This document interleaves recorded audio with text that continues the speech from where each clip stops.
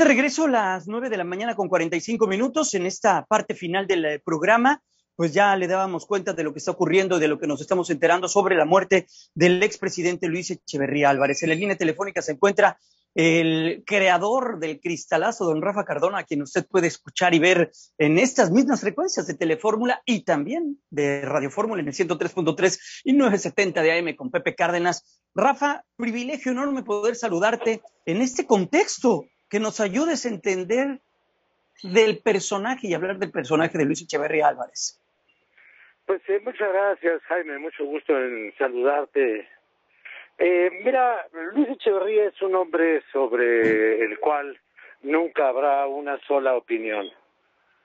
Es un hombre que le dio a la vida pública mexicana en algunas cosas un impulso muy notable, y yo le llamaría a su administración el populismo constructivo, pero también el populismo constructivo y descuidado, y también el populismo irresponsable que hundió al país en una crisis financiera absolutamente terrible.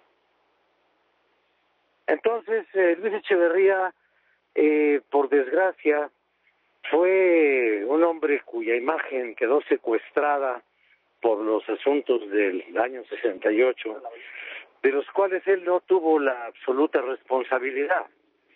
La responsabilidad de todo lo que ocurrió en el 68 le correspondía al presidente de la República, que era Gustavo Díaz Ordaz.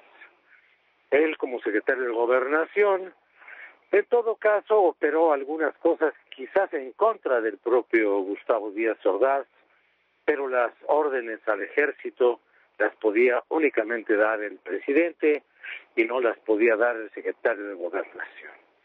¿Qué hizo bien Luis Echeverría en su gobierno?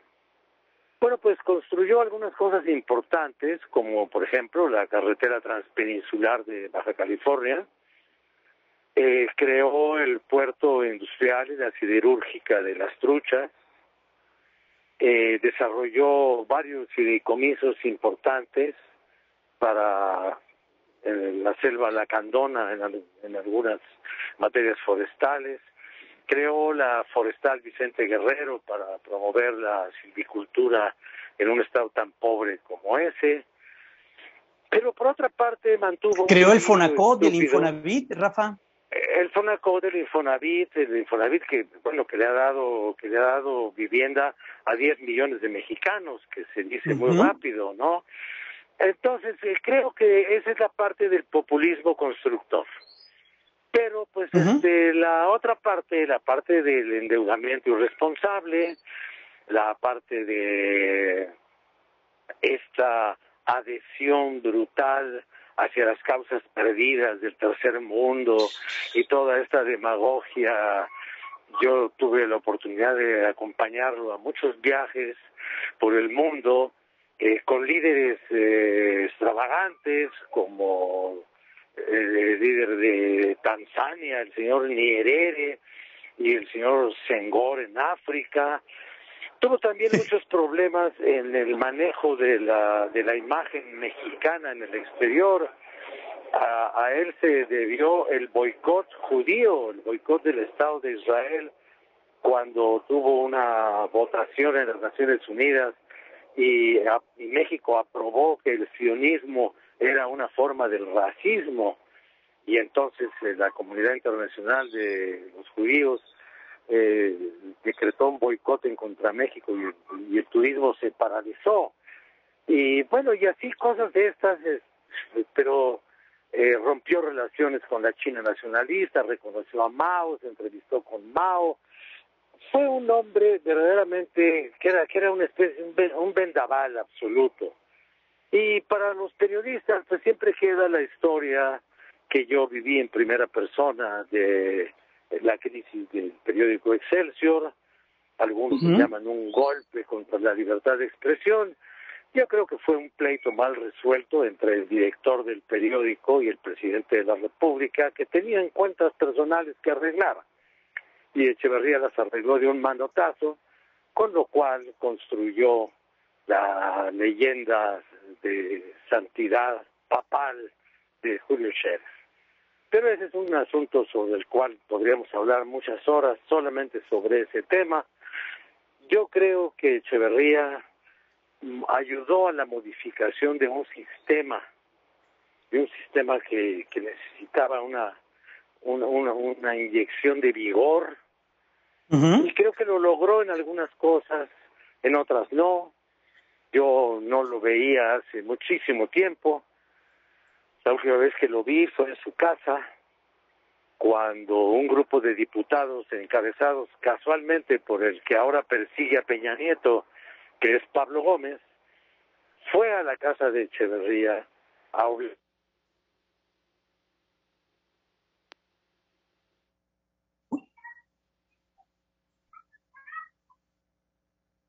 Se nos cortó la llamada. Vamos a recuperar una parte muy importante. Nos estaba contando Rafa Cardona de la última ocasión que logró ver a Luis Echeverría, cuando, pues sí, y lo platicamos con José Antonio Crespo, ¿qué políticos en estos momentos podrían ser contemporáneos a él? Vaya, murió a los 100 años, pero poníamos sobre la mesa, por ejemplo, a Porfirio Muñoz Ledo, ¿no? Que en ese entonces fue embajador, fue miembro del gabinete, vaya, era un Porfirio Muñoz Ledo muy joven, muy entusiasta, muy priista, y como él seguramente habrá 2 o 3 personajes que el propio Rafa nos ayudará a poner. Rafa, nos decías de lo que sucedió en esa experiencia cuando tuviste la última vez de verlo.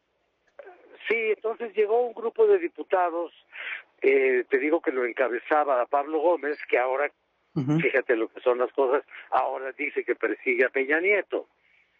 Entonces, pues bueno, este señor Echeverría los sentó ahí en su biblioteca de su casa y les endilgó un discurso de 3 horas. Y habló de tal y del otro, y repartió, me acuerdo muy bien, que repartió las copias del penúltimo informe presidencial de Gustavo Díaz Ordaz, en donde Díaz Ordaz dijo frente al Congreso Nacional: asumo la plena responsabilidad sobre los hechos políticos y sociales y todo lo que ocurrió en el 68. Yo asumo la responsabilidad íntegra, porque Díaz Ordaz podría tener muchos defectos, pero era un hombre íntegro, y lo dijo, y enfrentó la crítica, y enfrentó las consecuencias, y todo lo demás. Entonces, Pablo Gómez y todos los demás se fueron, no diré que se fueron con la cola entre las patas, porque ninguno de ellos tiene cola, ni tampoco tiene patas, pero se fueron pues bastante entristecidos, porque no lograron absolutamente nada. Poco tiempo después, Echeverría fue sometido a un proceso, y es el único caso de un presidente, un expresidente mexicano, sometido a acciones judiciales, porque Echeverría, no lo olvidemos, estuvo preso.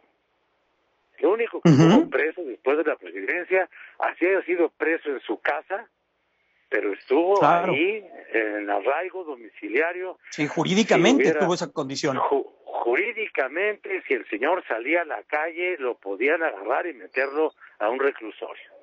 Entonces, todos esos contrastes entre el poder total, la persecución, la mala fama, y todos estos componentes de su ataque a la libertad de expresión, el llamado golpe a Excelsior, todo eso hizo de Echeverría uno de los grandes personajes políticos del siglo XX. Pues sí. Yo lo conocí muy bien, hablé muchas veces con él en corto, en privado, y siempre tuve la impresión de que la única persona a la cual Luis Echeverría le decía la verdad era a su sombra, a nadie más.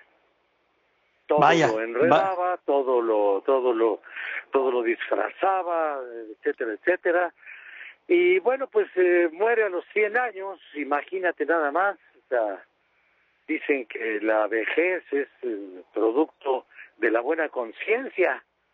Y bueno, si él tuvo 100 años, pues habrá sido o un hombre indulgente, autoindulgente o simplemente irresponsable.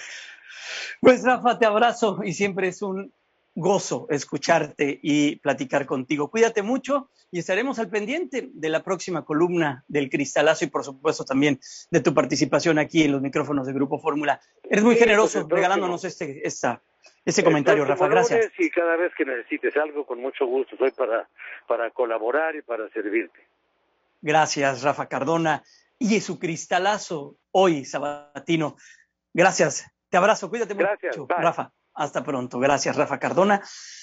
Pues qué pasajes, ¿no? Qué personaje. Hoy nos enteramos que murió el día de ayer a los 100 años. Ya nos vamos. Gracias.